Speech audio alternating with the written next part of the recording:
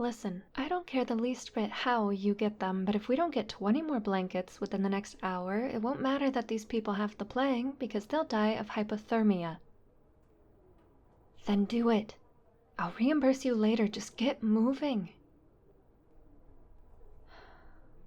What I wouldn't give for a proper nurse. Maybe the College of Medicine could. Oh, my apologies. Can I help you? Another one. Well, everyone else here is busy, so I can handle your examination. Say, you seem familiar. I don't suppose we've met before? Ah, of course. You'll forgive me for not recognizing you immediately. I performed dozens of those impromptu examinations. Tell me, how are you? Ah, but if you're here at this field hospital, then I imagine you must not be doing very well. Are you concerned that you might have contracted plague? Oh dear.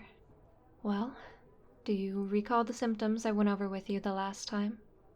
Have you experienced any of those? Ah, the specter in your dreams. Yes, that's certainly the most concerning one. However, it can also be difficult to tell if it's due to plague or if it's a simple nightmare. Could you describe this figure that you saw in your dream?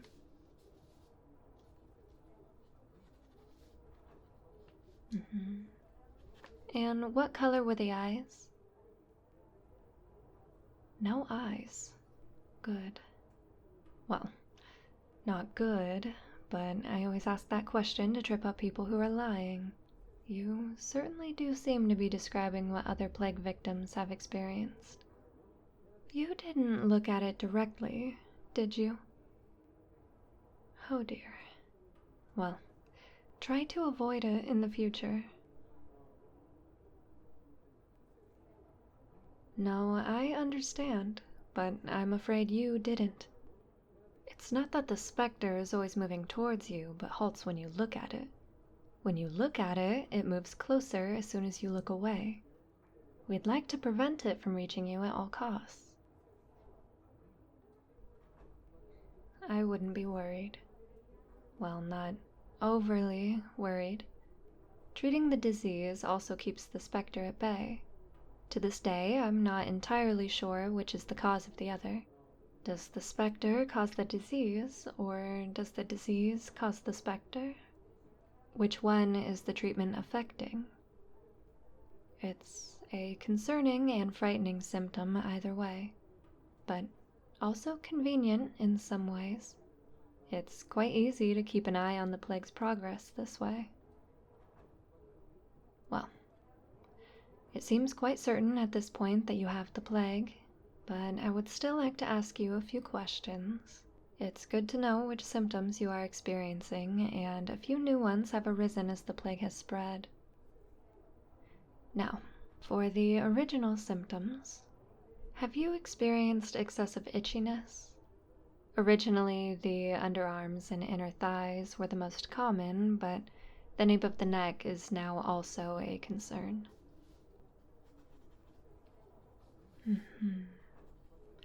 Do you have any spots or discolorations on your skin? And if so, are any of them in the shape of something? Particularly something that causes you fear? That's... I see. I didn't notice any missing teeth, but have any fallen out? Perhaps in the back? Or are any of them loose? Aha. And we've already confirmed the specter. Very well then. As for the new symptoms, have you found yourself speaking a language you never learned? Particularly one that no one can identify? Has your hair spontaneously changed color? That appears to be the same color you had when I first saw you, unless you dyed it.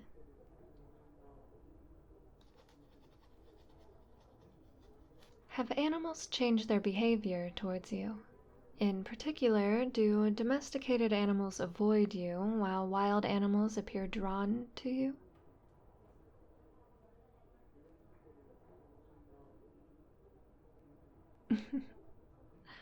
That must have been embarrassing.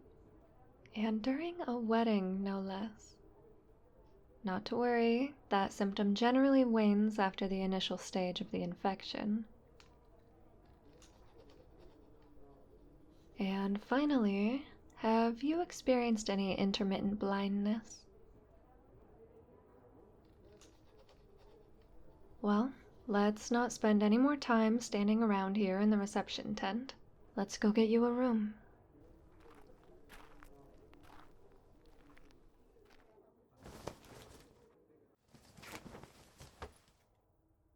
This should do.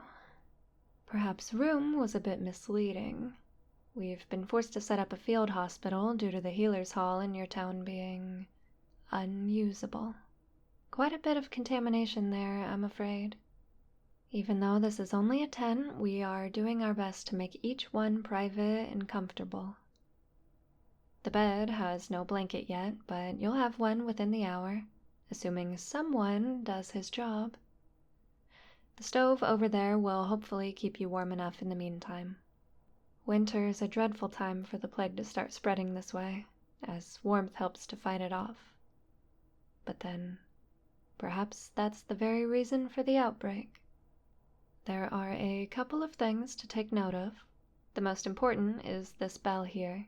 If you ring this bell, a nurse will come to you immediately. We must ask that you save it for emergencies, as we have many patients.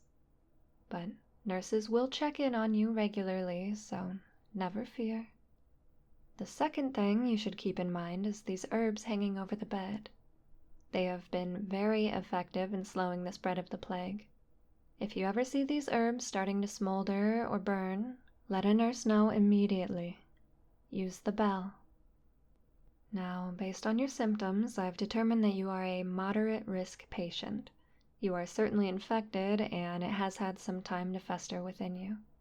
However, you came to us well before any permanent damage was done, and treatment should be effective on you unless anything unexpected happens.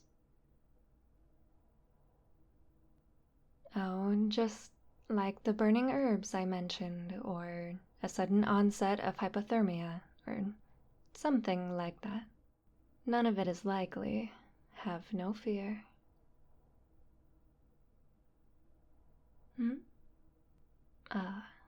That is...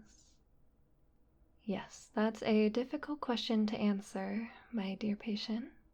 As to whether you've spread the plague to anyone else, I cannot be sure. If you could give me the names of anyone you've interacted with within the last few weeks, I can check in with them. I am afraid it is possible.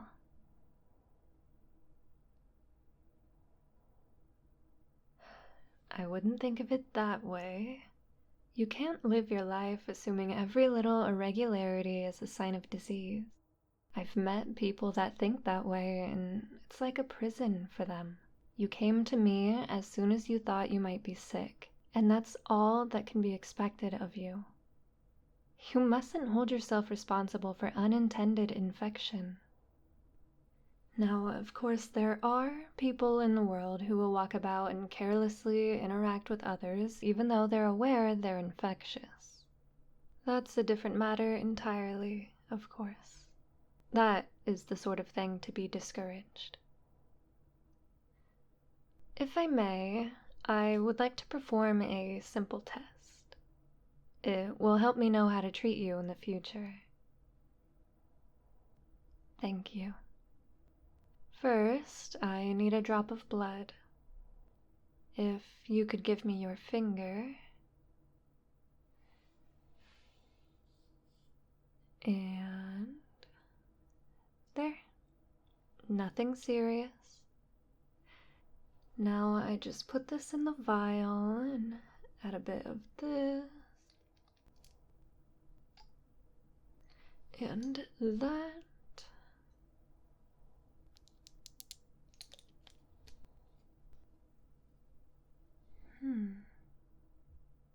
How unusual. Oh, nothing to be nervous about. In fact, this is quite promising. Well, these fluids I added can help tell me how long you've been infected for. According to this, you've had the plague in your blood since... My. Since before we even met the first time. Indeed. Quite surprising. You didn't exhibit any symptoms back then, and for quite a while after. I have long theorized that some people have a certain strength in their blood, something that inhibits the spread of disease. You may be one such person. Would you mind terribly if I gathered a bit more blood? Just a vial full? I might be able to use it to make our treatments more effective for everyone. Thank you. You are a generous one. Just one moment.